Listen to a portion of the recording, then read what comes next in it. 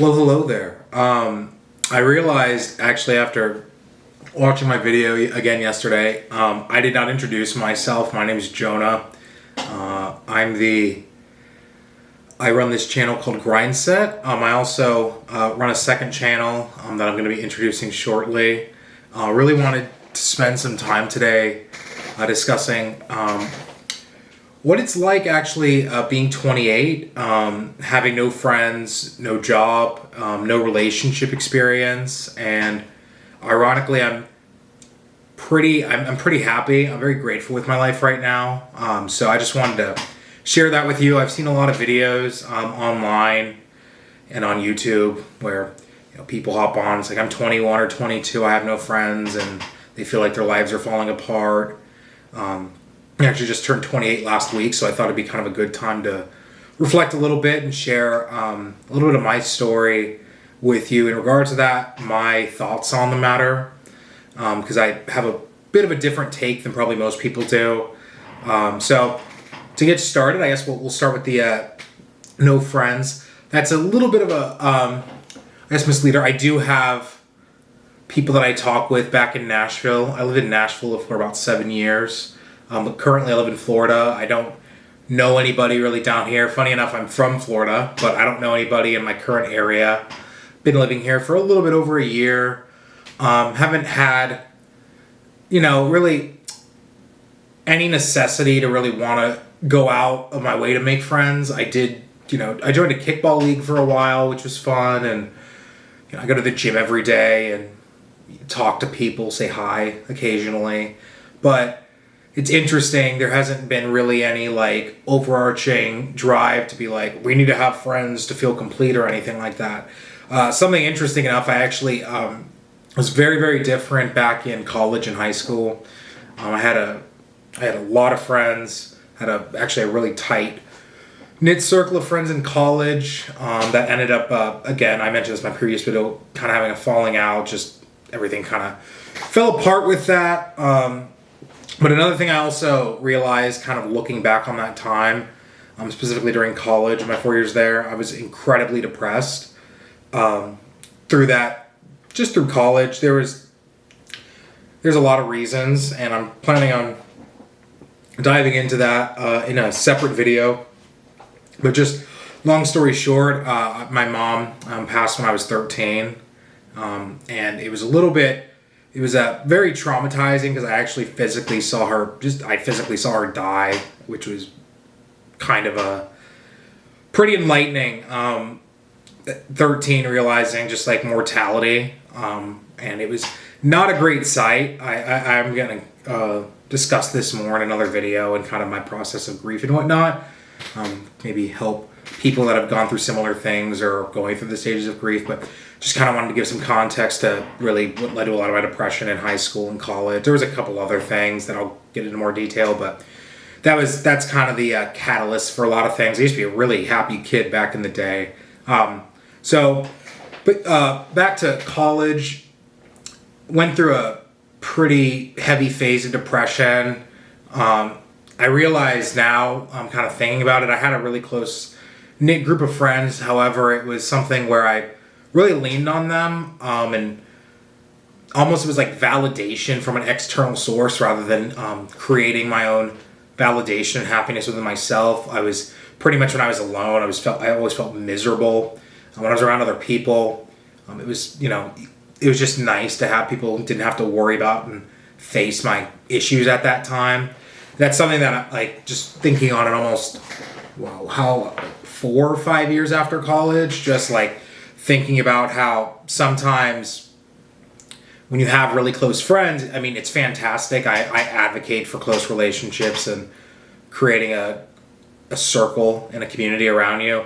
However, sometimes with community, you don't necessarily address your own problems that you have internally because you're relying on other people to provide you with a sense of worth and value. And that's something I learned through college was I can't have my value and my worth come from other people. It has to come from within myself. And honestly, that's something that I'm really grateful for, honestly, currently, because it's really made me over the past 3-4 years really focus on cultivating peace and just acceptance of me as a person, but also acceptance of just like it's okay to be alive. It's like basically not having existential dread, which was a lot of my junior and senior year in college. Just like it was just like, man, I don't like living here. And not like Nashville. I mean, I just really did not like being on Earth. It was just like this place was miserable for such a long time, and something just clicked in me a few years after college. It was just like, we need to address this and really work through it. And I'm grateful. And I'm not saying don't make friends, but I would say don't complain about it. It gives you a rare opportunity to really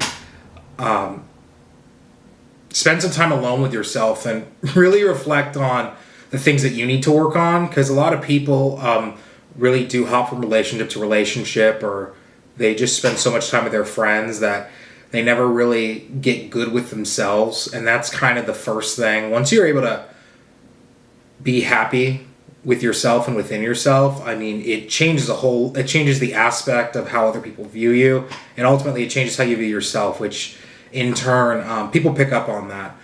When you're happy and confident with yourself, people pick up on that, and it honestly, it does bring in, it brings in and attracts people into your life that otherwise you probably would never run into.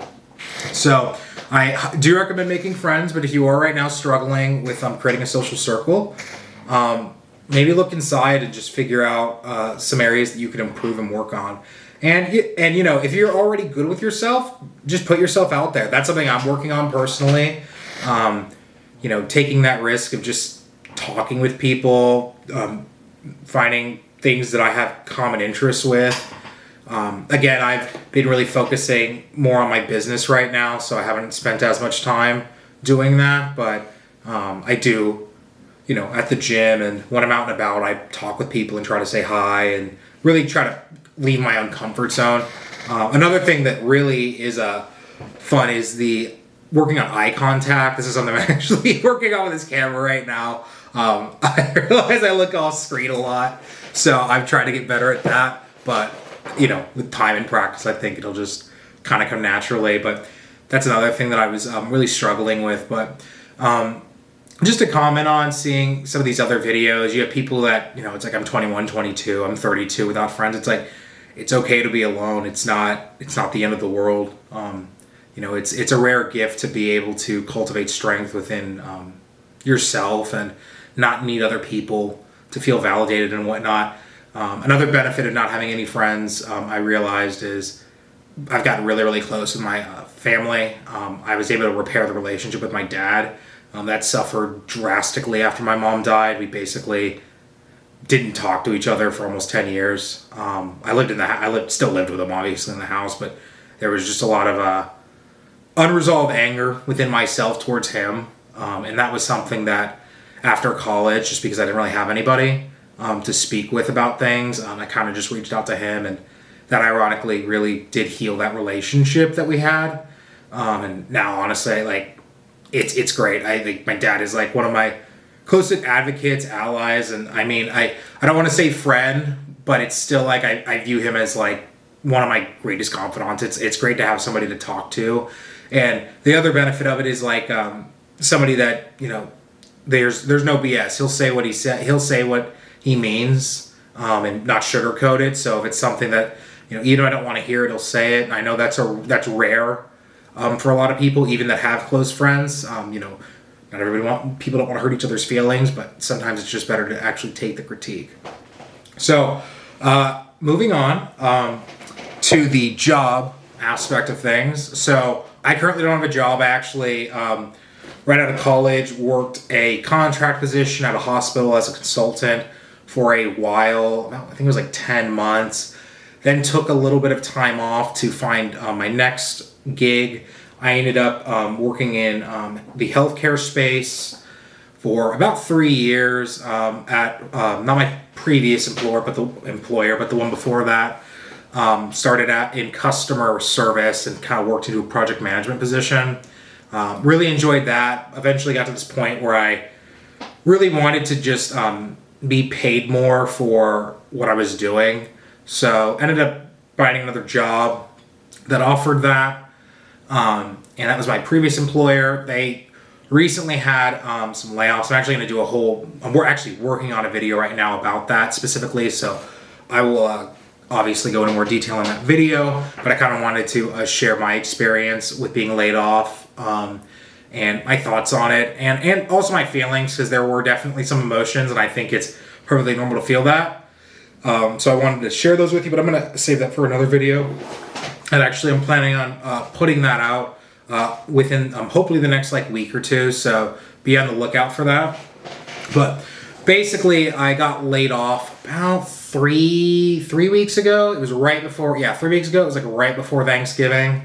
Funny enough, I was not, I wasn't super sad about it. I thought it was a kind of a blessing in disguise. It was actually great because I liked the work that I was doing, but I also felt like I wasn't necessarily being challenged all the time, and that's something personally I like to really challenge myself, and specifically in the career space, and also just in my occupation and profession. I like to be growing and learning new things, and I felt like I only worked there for 10 months, and I felt like I hit a wall in 10 months because it was just not necessarily at that point in time the best fit. Ironically, when the layoff happened, I remember panicking a little bit, but I also was kind of like, wow, this is the perfect opportunity. I was blessed with having the ability to have some resources that allow me to really focus on my business and still look for new employment, but not necessarily having that being the main focus all the time. I've really been putting most of my effort and energy into building this brand and just getting started off on it. But that's kind of how I viewed it, rather than viewing it as oh no, I lost my job and the world's ending. Just kind of rolled with the punches and was kind of viewed it as a unique opportunity, completely in an unknown space here. But I'm enjoying it so far, and it's been fun. It's really allowed me to just work for myself, which is something I've really dreamed about since I was a kid. So that's my thought on the no job. So again, if you are unemployed right now, it's okay. Look for work, but if I could say it's an opportunity, I mean, if you have the ability and resources right now to maybe take a little break from looking for a job. I know that a lot of people live from paycheck to paycheck. I'm fortunate enough to not be in that situation, and to have built up again enough of a enough of a cushion to where I don't necessarily have to worry about anything for a bit. However, if you're not in that situation, I do recommend looking for a job, but it's also an opportunity, while you're looking for that job at the same time, maybe pursue an avenue of something you actually enjoy, and seeing if you can add value to the world through that method, and potentially be compensated for it. Because I think everybody does have a special skill or ability, or even more so a perspective on the world, and sharing that with other people, I think, is one of the best things you could do.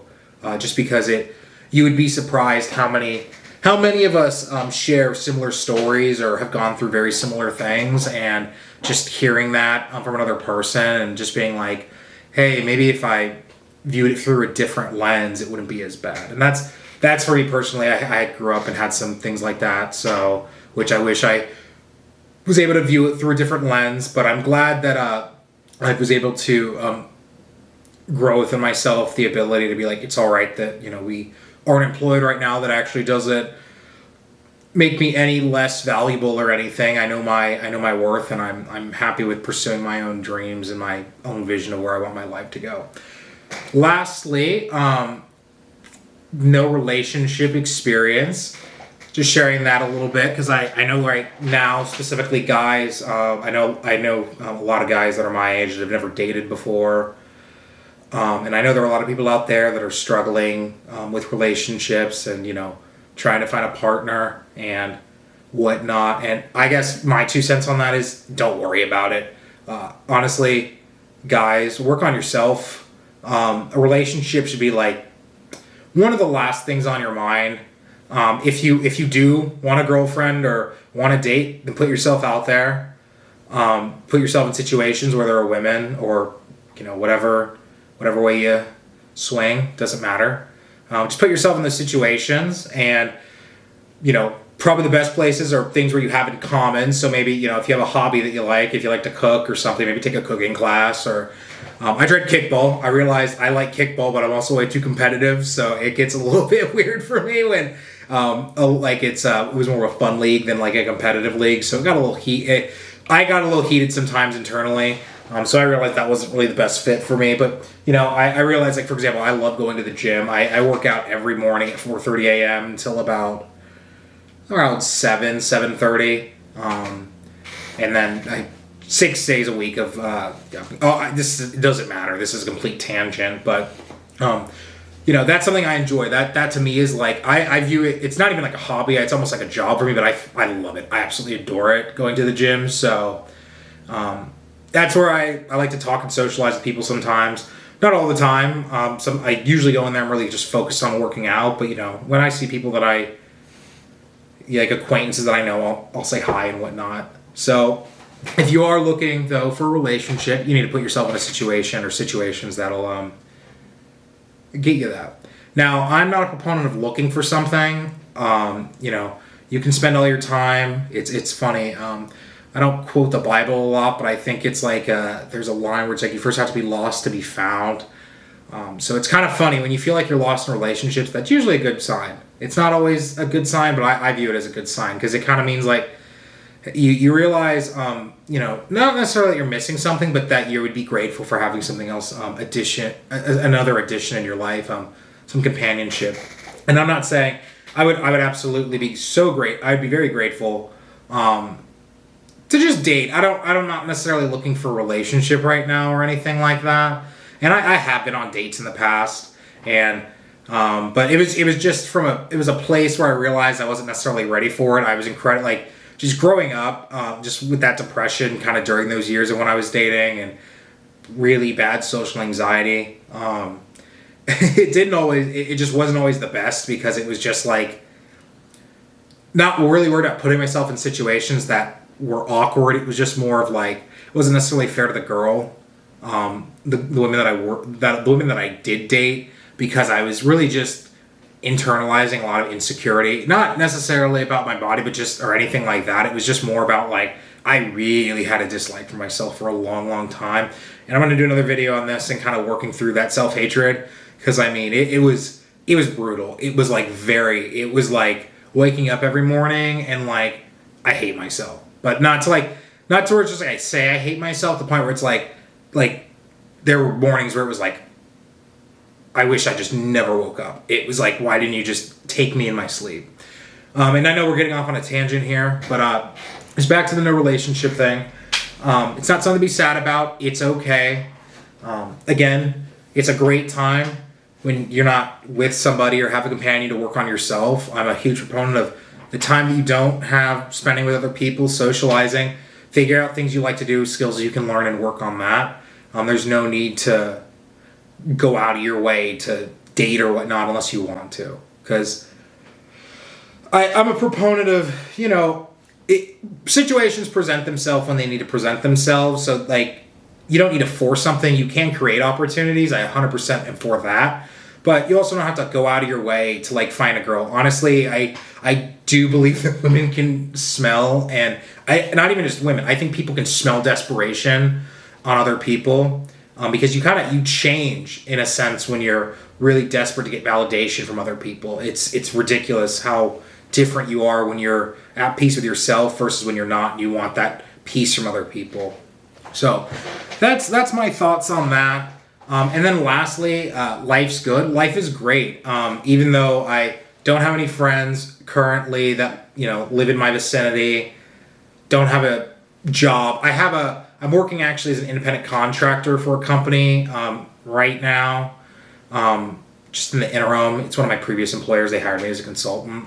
So that's actually pretty exciting. I'm looking forward to that. So I guess I kind of have a job, but it's not like a permanent position. It's literally like a very short couple of months, just helping them with some work on the team that I used to be a part of. And then the last thing, no relationships. I mean, it is what it is. If you want a relationship, you can look for one. You can put yourself in situations for it, but it's no sweat. I mean, it's perfectly fine. You don't have to date to be complete, or you don't have to have a girlfriend or boyfriend or whatever to feel whole.